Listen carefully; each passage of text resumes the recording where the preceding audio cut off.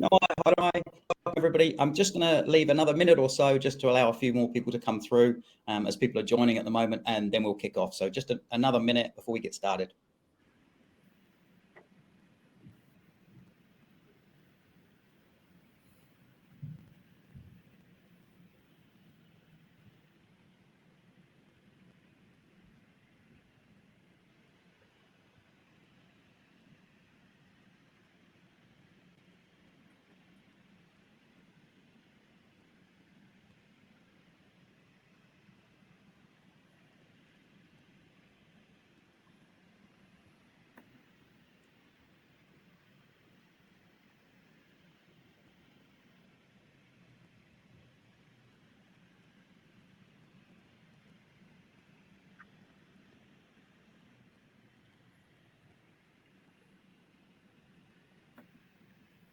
Okay, no am I, how am I? Welcome to this webinar on demystifying secure access. This is the follow-up to the video that you've hopefully already viewed, and an opportunity for you as IT teams representing schools or school IT leads to ask us questions about secure access and what it means for your schools or kura. The plan for today is to first summarize the video we've sent you in case you didn't get a chance to see it yet, and then move straight into answering any questions that you might have. Whilst I give a quick recap on the video content, feel free to start sending in those questions using the chat function on this webinar. We'll try to answer as many of those questions live on this webinar, but given the large number of participants, we may not get to all questions live. We will, however, answer all your questions via follow-up email next week, and of course, you can always speak with our support team too. Just a quick reminder too that this session is primarily aimed at a technical level. So if some of the questions or the answers are a bit techie for you and me, feel free to hit us up with follow-ups after this webinar. I'm Nigel Young. I'm the Regional Director for the South, and I'm joined today again by Quinton. Kia ora. Quinton is the Solutions Architect behind Secure Access, and Zen. Kia ora, I'm Zen. Zen is the delivery engineer of the solution. Hopefully we're all familiar to you if you've watched the video, and if not, you'll get to know us soon. Speaking of watching the video, the first thing we're going to cover today is a really brief recap of the content of the Demystifying Secure Access video. And while we do that, again, if you want to send through questions, use the chat function and start sending those through.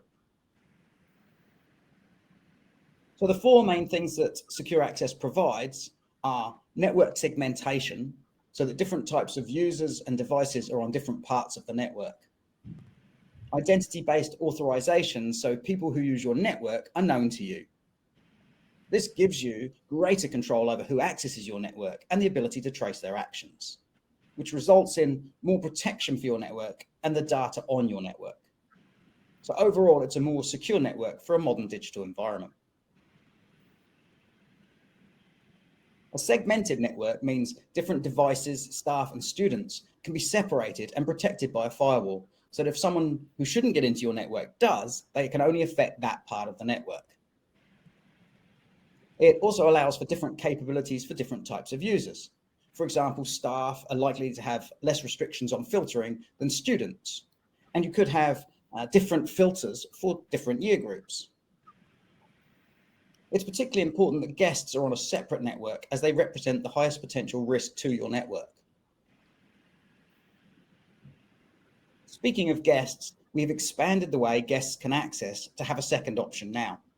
As well as the voucher-based system that creates unique vouchers that capture individual user identities, there's also a simplified version that makes it easier for guests to connect to the network, where administration for the school is more problematic. The key part is it's the choice of the school which type of guest access is used, and will depend upon things like the size of the school and the ability to support the administration of a voucher-based system as to which one you choose.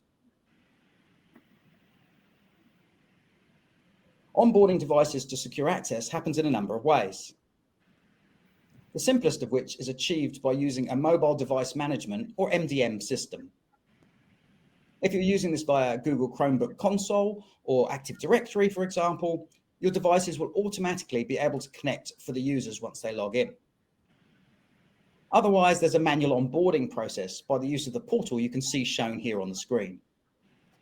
This, combined with our step-by-step guides, will help you to get all of your devices onboarded to your network.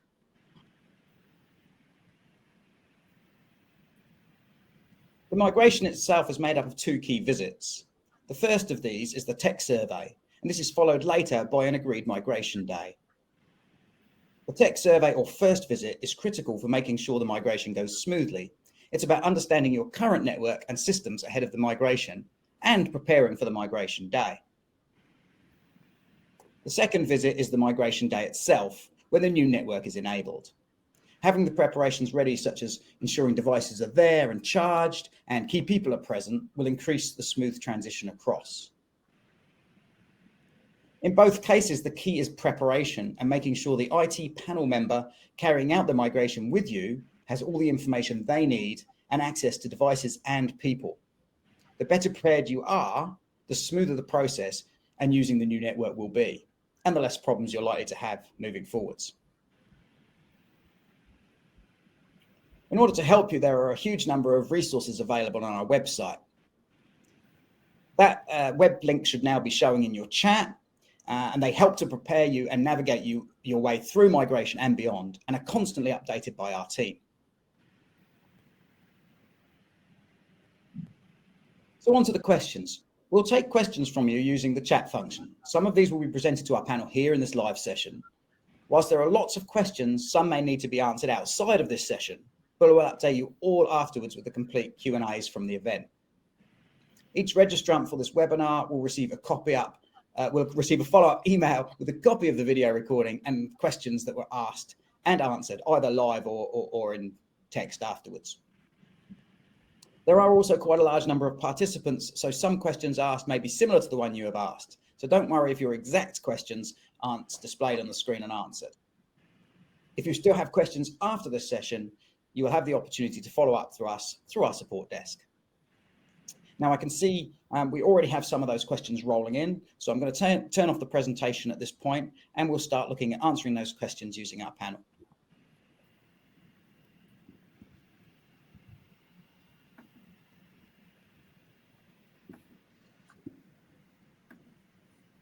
Okay, so I'm going to take the first question coming through now, and we should see that on your screen. What's the process or key stages for migration? So probably best person to answer this one is Zen, who looks after that, the whole implementation phases. Zen. Thanks, Nige. Yeah, I can certainly talk a little bit on that. We actually talked more details in the webinar already. Here, I'm just going to briefly introduce again for the case stages. We do have 3 case stages for the whole migration. We have a planning stage and pre-config stage and the actual migration stage. And that also involves 2 school visits provided by our ICT panel partners.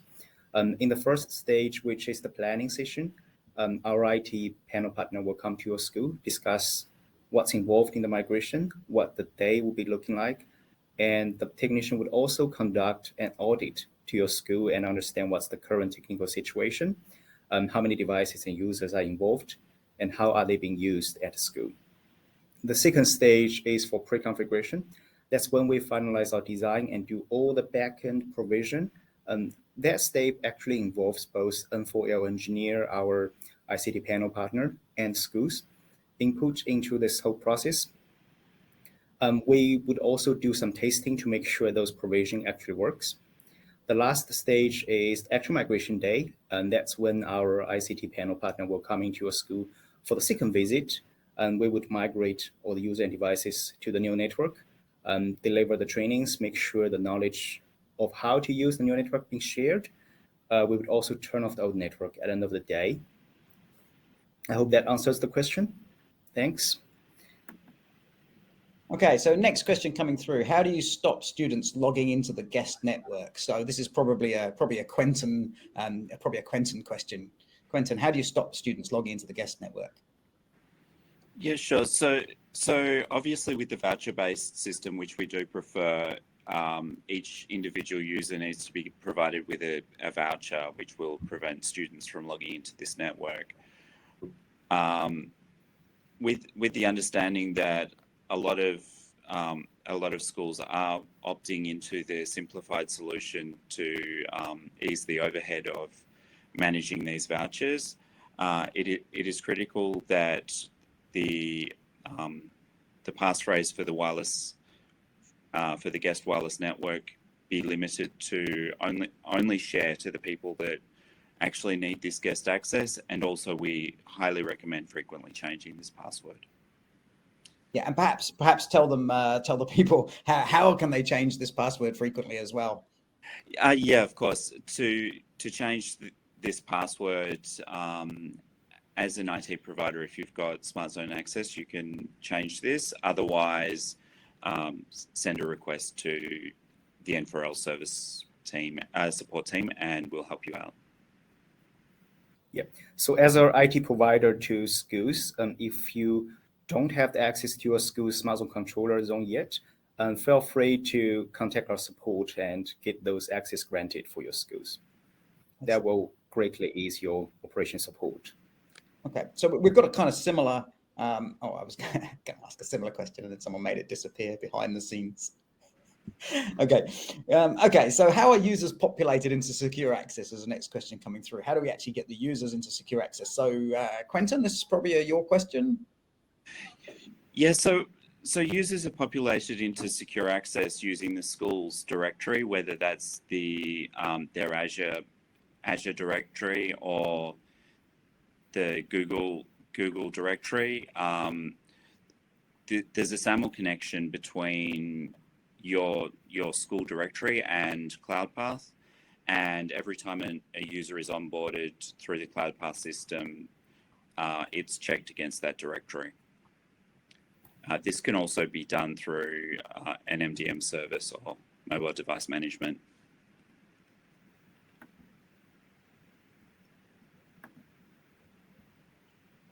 Okay, so what are the key things that the IT provider needs to be aware of before the migration? So assuming this is not the IT panel member, but the IT provider that's supporting a school.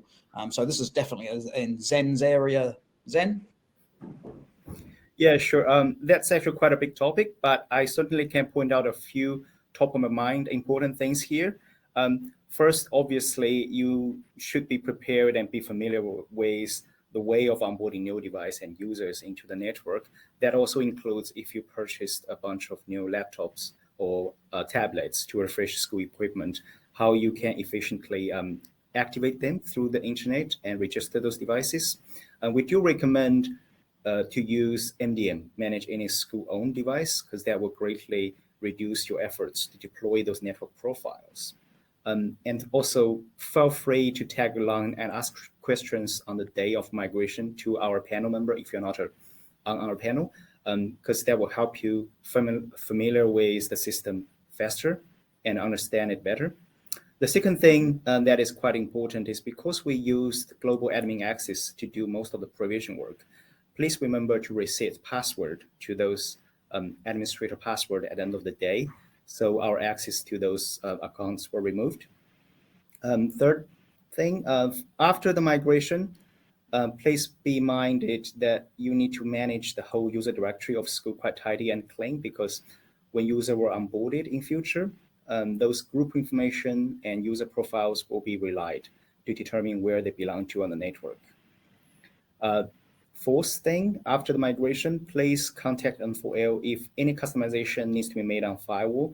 As we segmented the network, you probably realized something at last minute. We broke some connections. For example, if you have a spatial database connection that's required and now it doesn't work because of network segmentation on different VLANs, let us know so we can action it promptly. I hope that answers the question good. Thanks. Thanks, Em. So do we need to complete the network device upgrade for switches and Wi-Fi? Now, this is probably a question I can answer. So hopefully, it's obviously not that technical if I can answer. So hopefully you're all aware of the Te Mana Tohono, the TMT program that we work on behalf of the ministry to put in place for schools in New Zealand. Now, the Te Mana Tohono program consists of 3 stages, which is the first stage is equipment support, where we extend the warranty for aging equipment. We then replace it with equipment replacement. That's phase 2, and then secure access is phase 3. So it is a linear phase through. So you must go through those. You must go through ER before you can have SA, because the equipment that's required in order to use SA is getting it onto a standard technology backbone that is across all of the schools. So if you've been through a case of not yet having your ER, then you have to wait to get through ER before you'll move on to SA. And likewise, if you've been through one of our slight oddity cases that we've had to deal with, obviously with all the equipment shortages and the international supply chain issues that have all been fallen out of the current world environment we have, that may cause some form of delay to that ER. And so if through that you've ended up with access points only or ER light so far, then yes, you will need to have that that migration completed before you move on to the secure access part.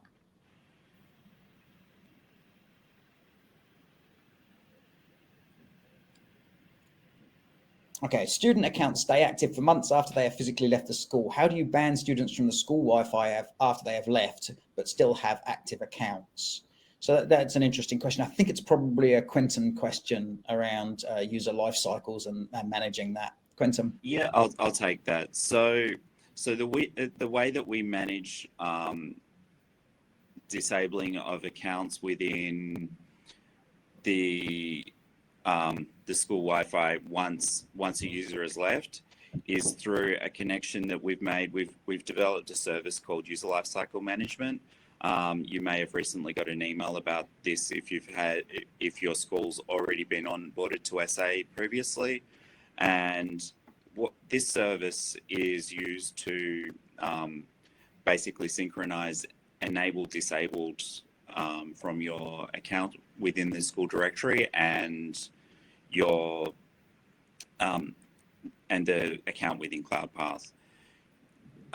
Unfortunately, there's no other way that we're currently able to see if an account is enabled or disabled. So my suggestion would be to follow industry best practices and disable users once they're no longer active. I hope this answers your question. Okay, so a nice easy question for me to answer. Can we opt out of secure access and continue to use our own Radius server? Can you opt out of secure access? So we referred to just now about the Tamana Tohono program, the ministry funded program, and the intention is that the program is a continuous program that runs right through from replacing your equipment to then moving on to secure access. We're currently working with the ministry on whether or not there is an option for some form of opt out. At the moment, there isn't. At the moment, the intention is that we're like the ministry, I guess, would like all schools to go through the program, because what they're after is a modern network that they know is secure and meets a certain standard. Some of the historical problems with SNUP and WSNUP that some of you guys will have been a part of, and then there's SNUP lights and various iterations through the years is trying to get things onto a sort of standardized system that we can support easily for schools. So I think the equivalency question is a good one that will probably come up, and we probably can't fully answer at this point. But the intention would be, what you can't do is say, you categorically won't be able to go, I can drop out of secure access and just have a flat network with fairly low security on it. That's not the intention. That's not the direction that it's moving in. But yeah, look, it's complicated on that one there. So I will leave it there for now, and maybe we'll put a fuller answer in the text that goes.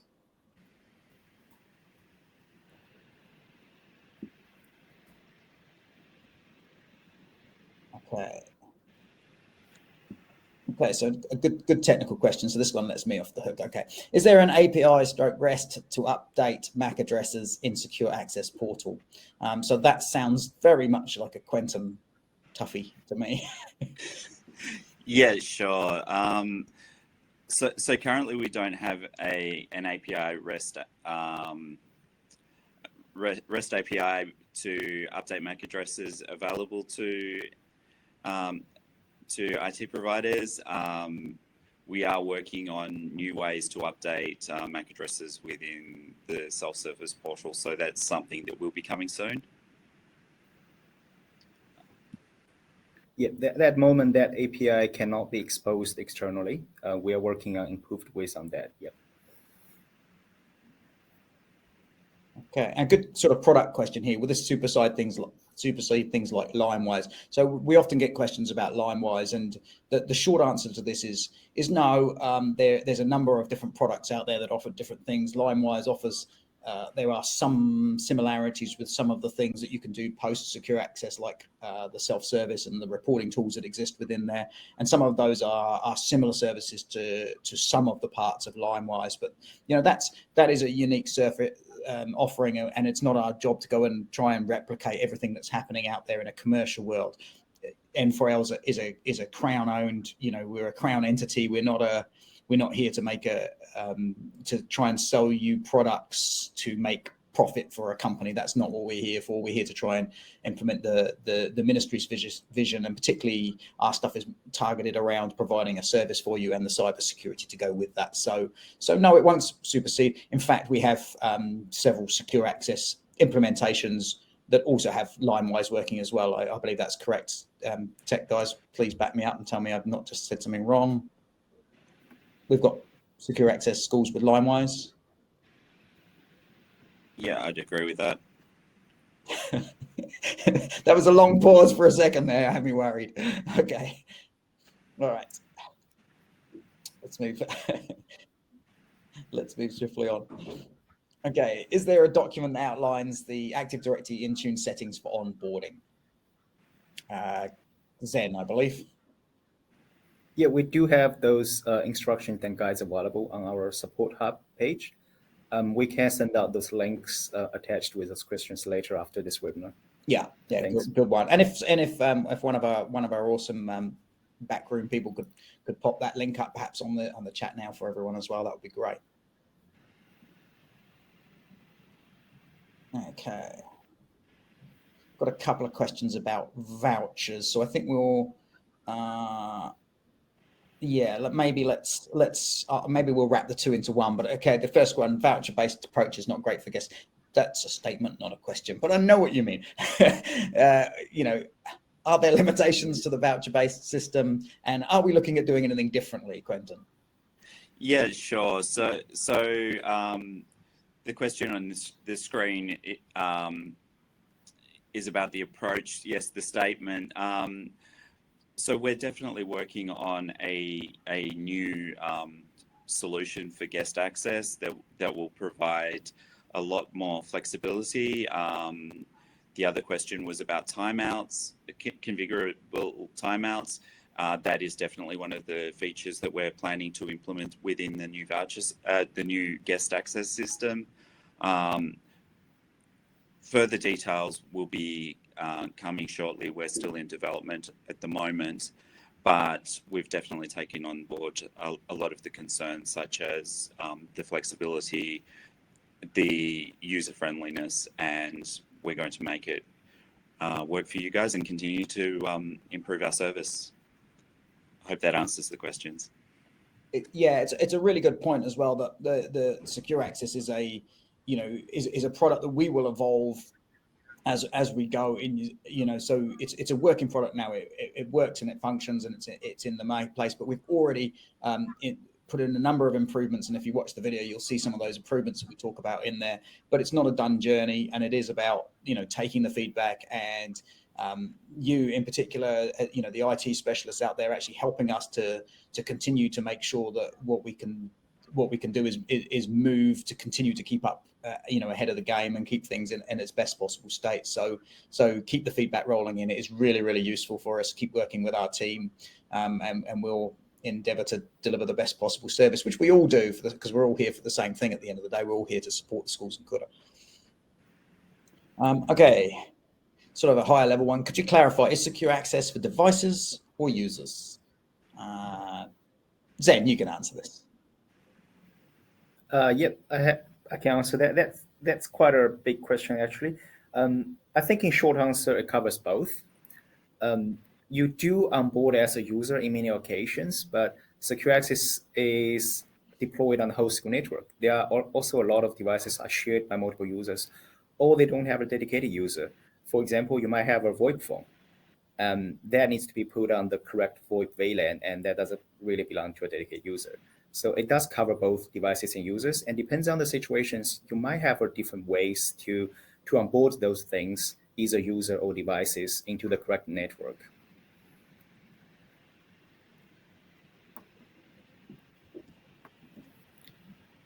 Okay, bear with me. I lost my place while I was trying to navigate. You can tell we're all super professionals there. Okay, will we have 10 gigabit ports on the core switches?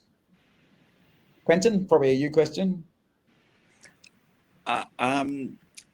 Actually, as far as secure access is concerned, we're using the existing equipment. So this is around the equipment replacement. Equipment Yeah, replacement. this is more equipment replacement. Yeah. Yeah. So it's out of scope of this, but we'll look into your specific case if there is actually a requirement for that during the ER process. Okay.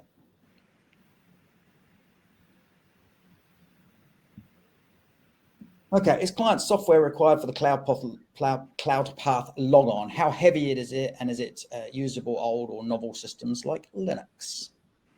Is Linux a novel system? I don't know, sorry, I used to work for open source area a while back. Okay, Quentin, that's a you question as well, sorry. So the CloudPath login from a user, from a device perspective, so your user login to allow network access is in the majority of the cases certificate-based.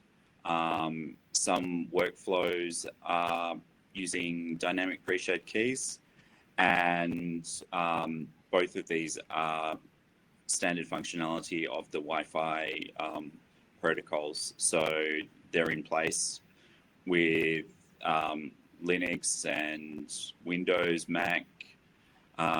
All modern devices do support these protocols and features.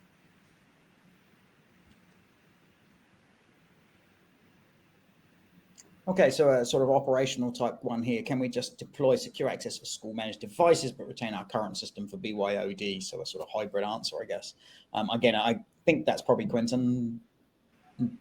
Zen, jump in if you need to.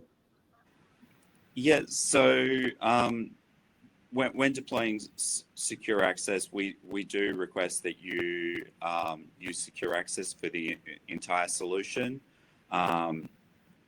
So what we want to do is maintain that the devices are securely in the correct network zones, that they have the correct segmentation, and they get the correct firewall policies and profiles, filtering profiles, so that your students and staff remain secure and safe in their learning environment.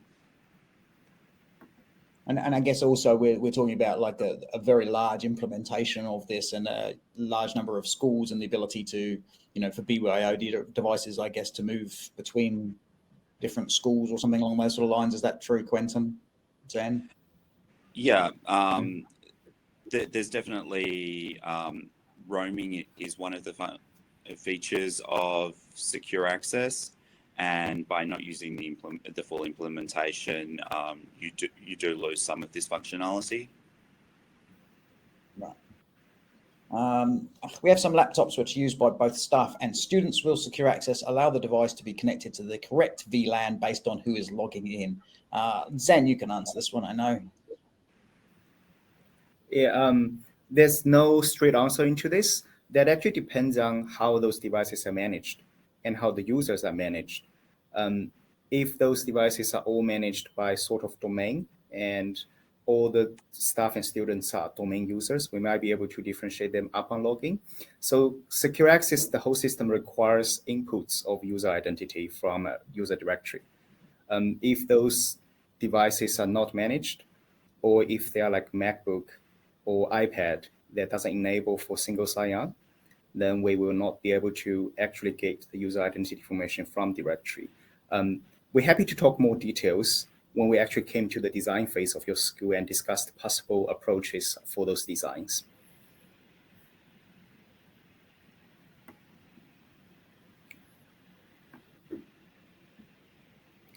Okay, so do we have access to the CloudPath management system for visibility and troubleshooting, or is it just a call? It's like, I'll admit the word another. Is it just a call to the help desk? Zen, you may be able to answer this one here. Access to the CloudPath. Yeah, I feel like Quentin might know more.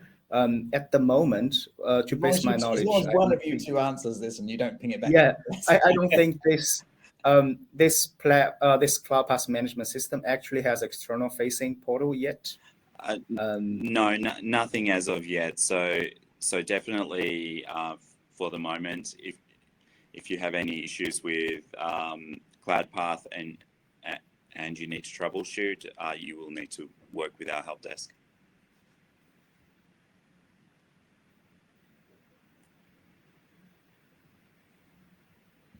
Okay, question. Chromecasts across VLANs don't work. Have you investigated a third-party Voucher Gateway solution?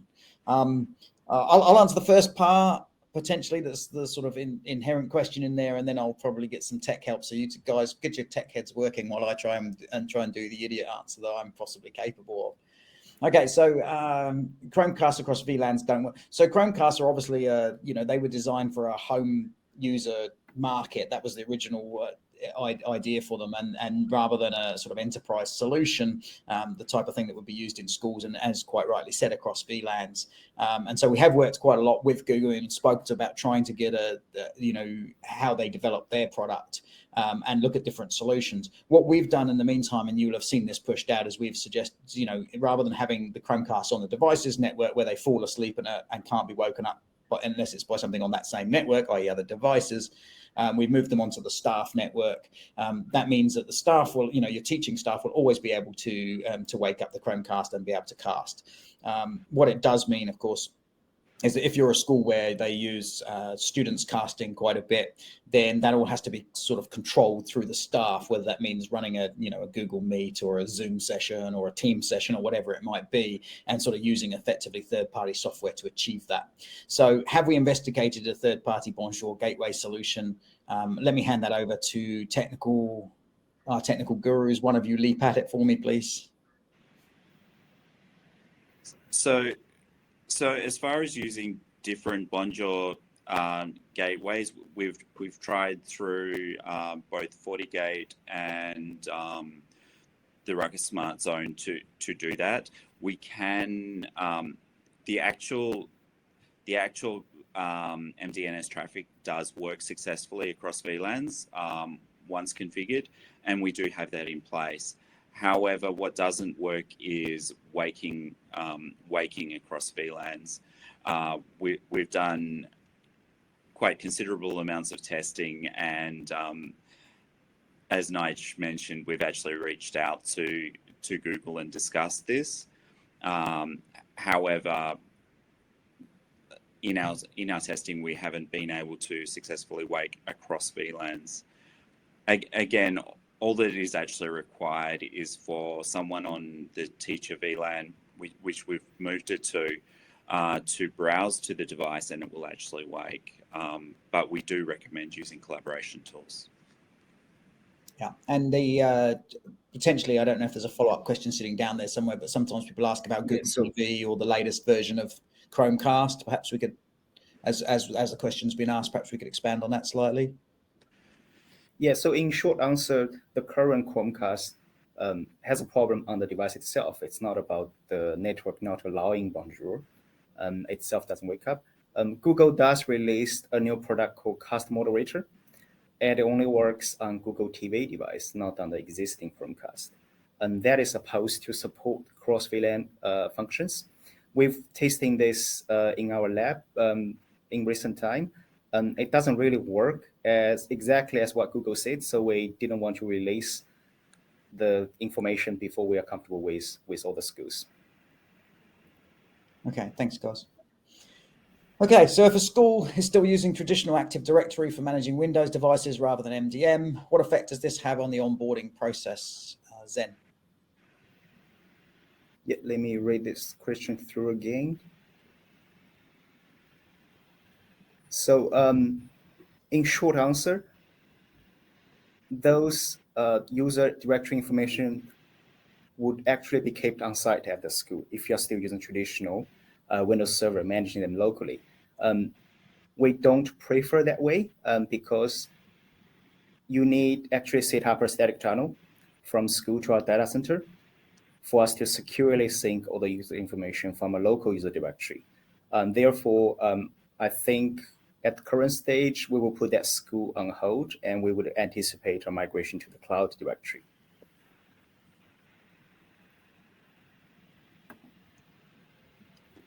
Okay, if there are two schools sharing the same fiber router, the router has a separate VPN for each school. Will each school have their own admin console? Probably Quentin sort of networking type question, I think. There's a follow-up say it's not VPN, it's two VLANs. Right. We're still working on solutions for this kind of configuration. Watch this space. Okay. I think I can add a bit of follow-up on this. It doesn't matter if they are on the same fiber router, because on the same fiber router, if on two VLANs, that probably means they have separate internet connection. However, we would be interested to know what's the actual firewall gateway device behind that fiber router each school use.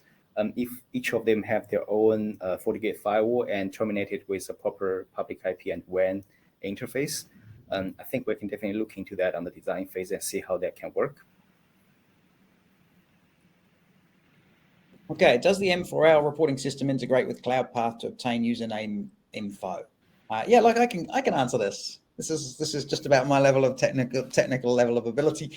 So if you're on M4L self-service and Internet Insights, which used to be called Report Manager, I think was the old name of it, Report Manager, then yes, indeed. If you've gone through secure access, what it will do is that will provide details of unique users, and you will be able to see each of the unique users on that console.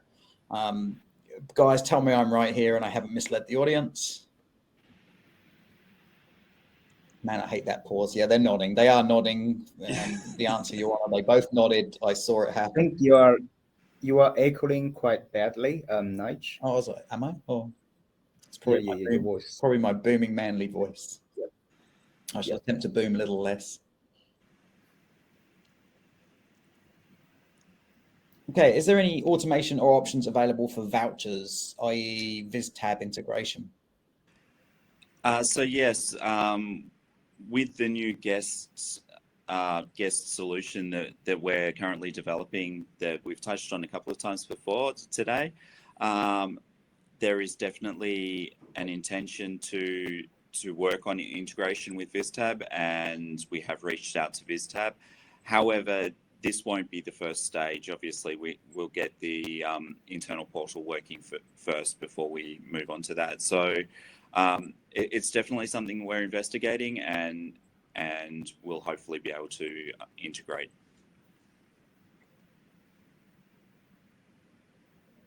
Oopsie. I had a question. I'm sorry, I double clicked. So we'll call this some sort of form of biological error. The question was, I will read the question anyway. What is the difference between student administration connectivity and wired and non-wired users? Does that make sense, fellas?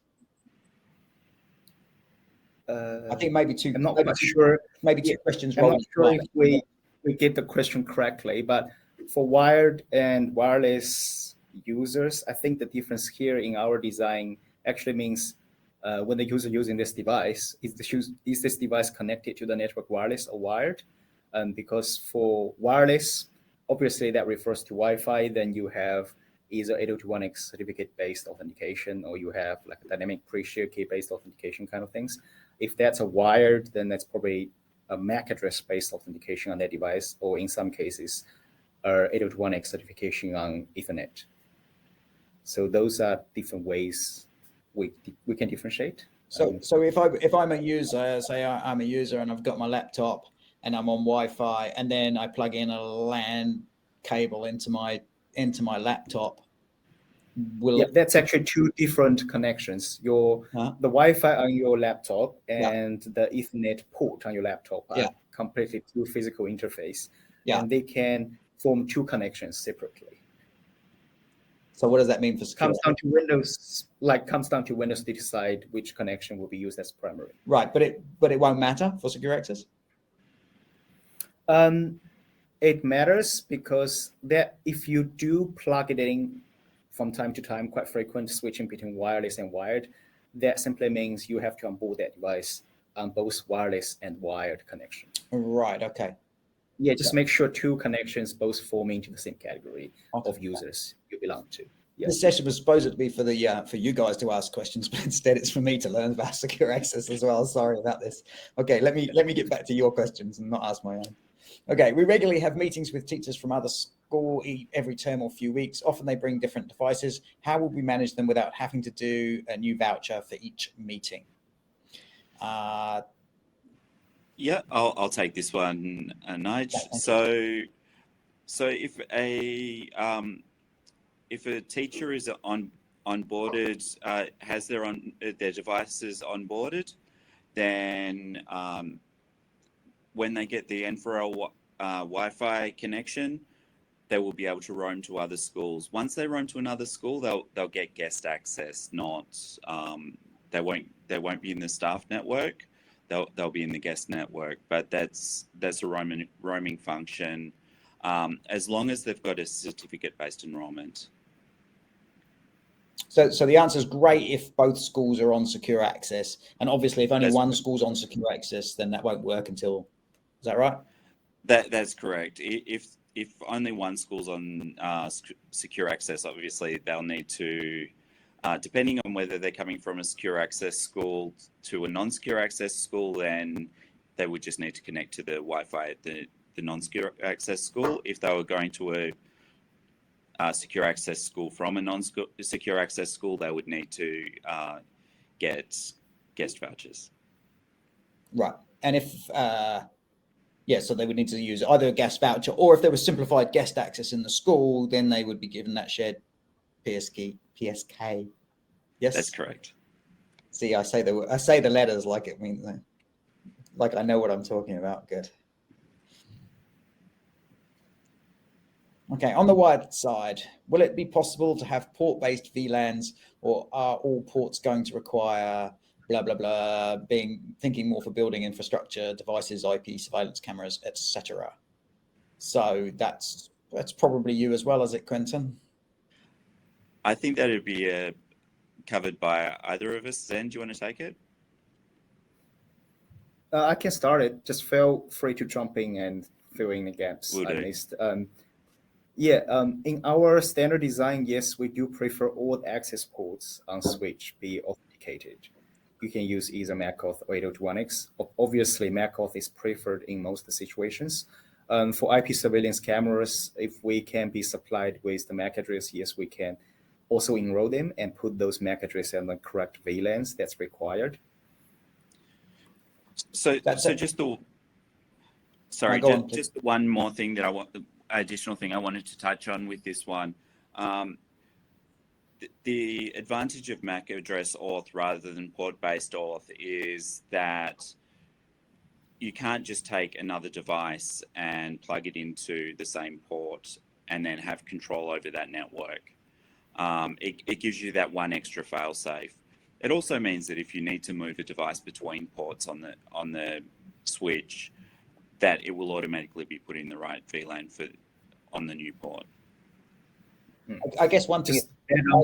One more thing. In the current design, although we enabled port-based authentication, that doesn't mean we will disable every device that's not being onboarded. We can always set up a restricted VLAN as a default. VLAN for those devices to use, if they're not authenticated, they will just fall back to the restricted VLAN. And you can choose to define what kind of access should be in place for this restricted VLAN as a school. So the one thing I was going to say was both you guys give, awesome technical answers, but actually I think what this does also highlight is something we talked about earlier, which is that preparation is the key. So if you're knowing about these things and you do this should be what happens on your tech survey, on your first visit to catalog all this sort of stuff. And then, if you've got all the MAC addresses and stuff, it means anytime you need to move it, even if you need to move printing to another room or whatever else, you'll just plug it in and it will just continue to work the right way. And, so the less surprises, the better it will go, right?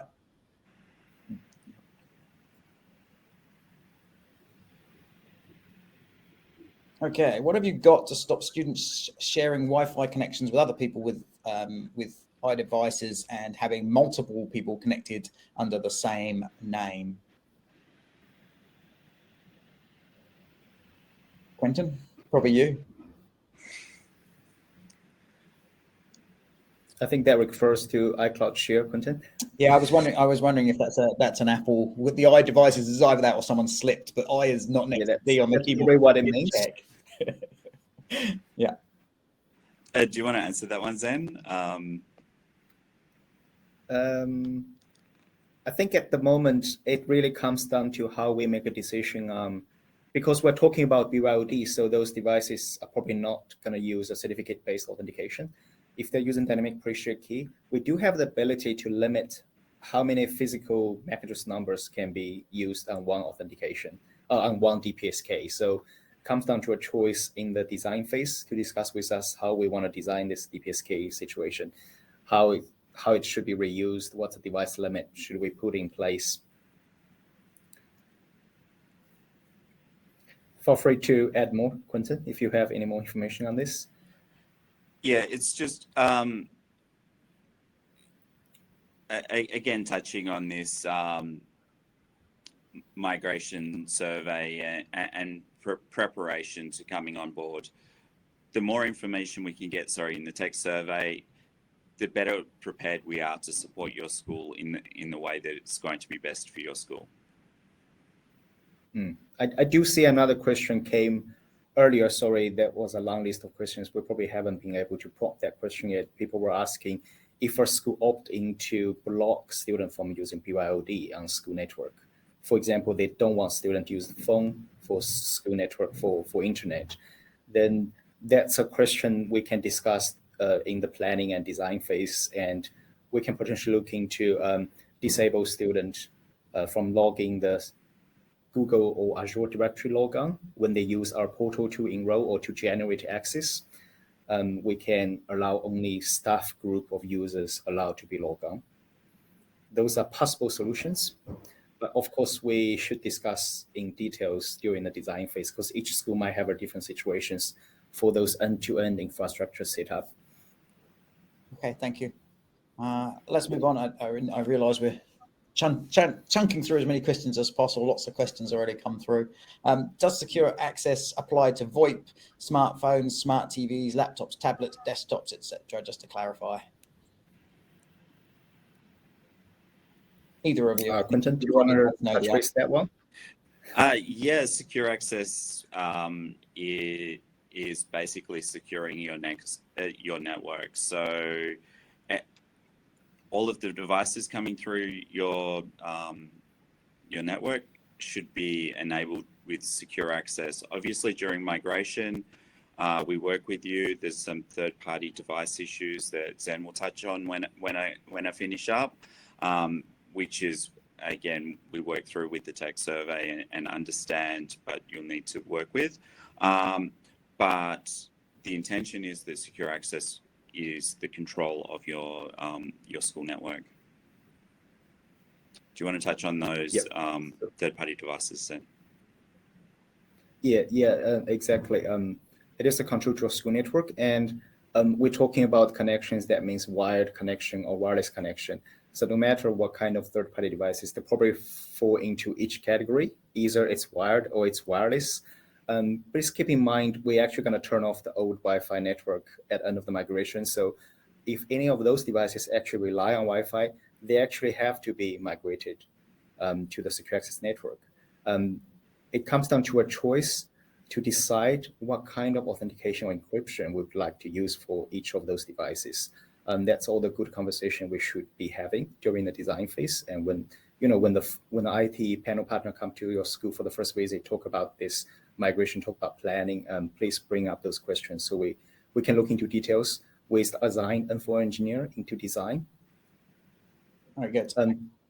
Yeah, for example, if you want to onboard a VoIP phone on Wi-Fi, you can choose certificate-based and you can turn on fast roaming.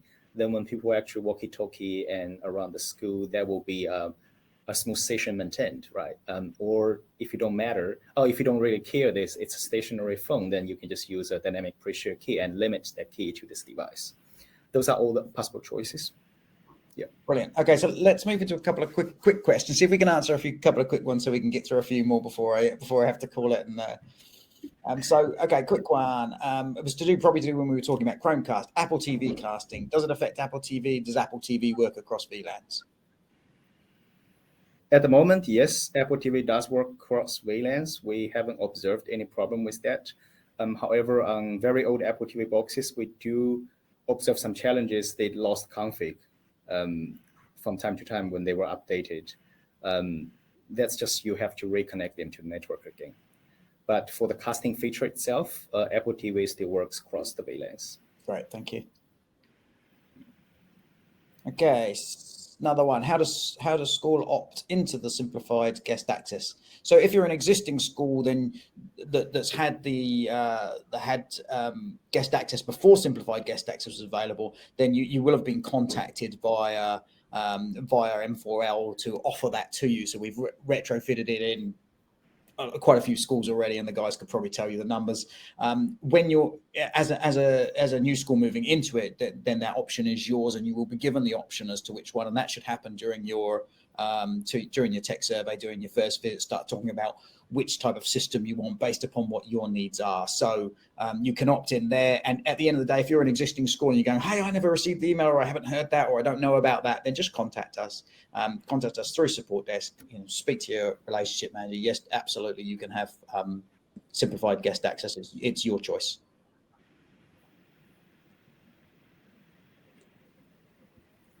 Okay, I'm not very good at reading out 802.11. Can I confirm that Elon Musk's child for Ethernet is supported? Sorry, Nicky joke. In short answer, yes, it is supported. However, there are considerations before you want to turn on this for the school you are managing. First is how do you want to roll out those certificates to all the wired devices? Some devices might be quite easy, some might not.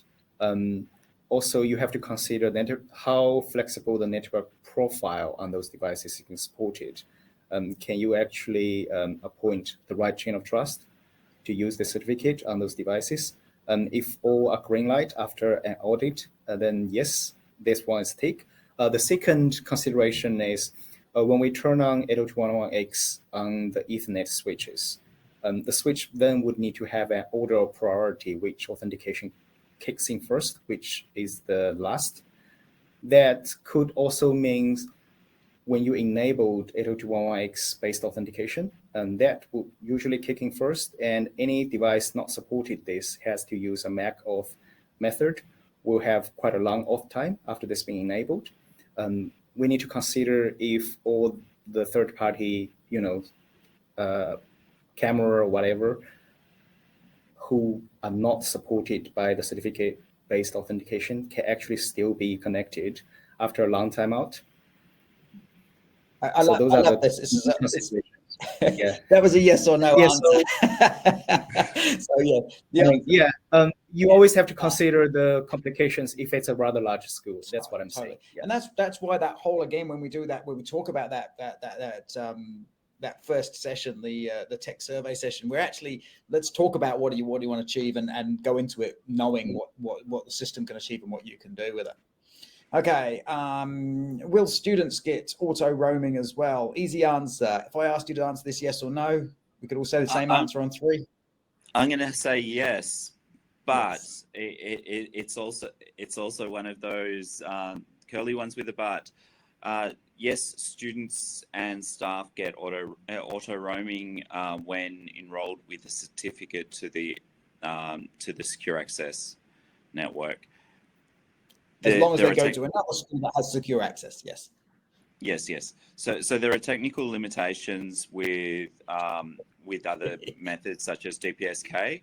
However, if a student or a staff member gets a certificate-based authentication, then enrolled into secure access, they will roam as a guest into other schools all across New Zealand, assuming, of course, that secure access is enabled at both the source and target schools. Yeah. Thank you. Okay. No such thing as a simple question and answer. Okay. Maybe this one is, hey, do we have access to Enrolling Mac addresses ourselves? Yeah, I can answer that one. The short answer is, again, yes, you can enroll MAC addresses yourself. If the current enrollment portal of your school doesn't have all the options for you to enroll a specific MAC address type of devices, talk to us. We can always put new options for you. But if there are 100 MAC devices you want to enroll in a batch or API call, and you feel like that's quite a job to do manually, and you can also request help from us because we do have backend API access we can batch import. Okay, and we're getting closer. We're going to do the last couple of questions. Okay, so, oh no, what did I press the Gpawn question? Okay, a few schools have had Gpawn set up rather than traditional structured cabling. Does M4L secure access work with Gpawn? You could answer this one on a yes or no, and I think possibly more, maybe a not yet. Quentin, is that kind of? Zen? Yeah, to my best knowledge, I'm not familiar with that setup yet. Yeah, I haven't touched a school. I have to design secure access on the Gpawn yet. Yeah, I think the short answer is not yet on that one. So we're still looking at a solution because Gpawn was brought in, particularly in some Christchurch schools, and it was brought in as a trial system by the ministry for a small number of schools. And yes, so far some issues and some learnings from Gpawn. Maybe we leave it at that.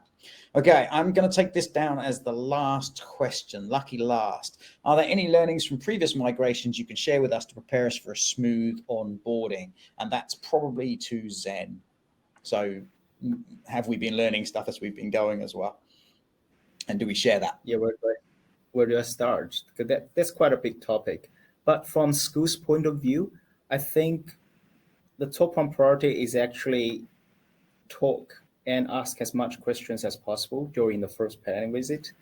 If you have doubt, ask the panel ICT partner we sent to the school. And if he cannot or she cannot answer that questions, the question will be brought back to us and be considered in the design. We would like as many concerns raised in the planning phase as possible that will ensure a smooth migration. Second thing is, please do make sure on the agreed migration day, all the devices or users that we agreed to be presented are presented, and the devices are charged, the passwords are ready, so we don't have to spend time on logistics and we can just focus on the important stuff. I hope that answers the question. There could be more to share. I think we're going to do more follow-up stuff on those things. Yeah.